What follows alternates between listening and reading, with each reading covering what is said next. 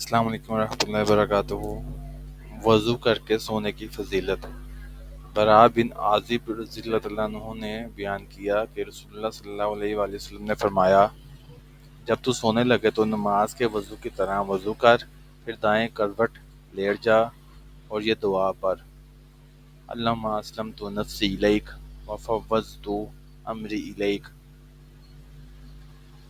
والجأت ظہری الیک رغبۃ ورغبۃ الیک لا ملجأ ولا منجا منک الا الیک آمنت بکتابک الذی انزلت وبنبیک الذی ارسلت۔ اے اللہ، میں نے اپنے آپ کو تیری اطاعت میں دے دیا، اپنا سب کچھ تیرے سپرد کر دیا، اپنے معاملات تیرے حوالے کر دیے، خوف کی وجہ سے اور تیری رحمت و ثواب کی امید میں کوئی پناہ گاہ، کوئی مخلص تیرے سوا نہیں ہے۔ میں تیری کتاب پر ایمان لایا جو تو نے نازل کی، اور تیرے نبی صلی اللہ علیہ وآلہ وسلم پر جن کو تو نے بھیجا ہے۔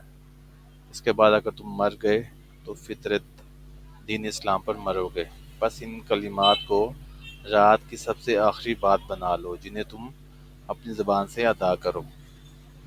برا بن عازب رضی اللہ عنہ نے بیان کیا کہ میں نے عرض کی، وَبِرَسُولِكَ الَّذِي أَرْسَلْتَ، کہنے میں کیا وجہ بنی، یعنی کہ یہ کیوں نہیں کہہ سکتے؟ نبی اکرم صلی اللہ علیہ وآلہ وسلم نے فرمایا، وَبِنَبِيِّكَ الَّذِي أَرْسَلْتَ کہو۔ اس سے ثابت ہوا کہ اذکار میں از خود کمی و بیشی کرنا درست نہیں ہے، ان کو ہو بہو مطابق اصل ہی پڑھنا ضروری ہے۔ یہ حدیث نمبر 6311 ہے۔ السلام علیکم ورحمۃ اللہ وبرکاتہ۔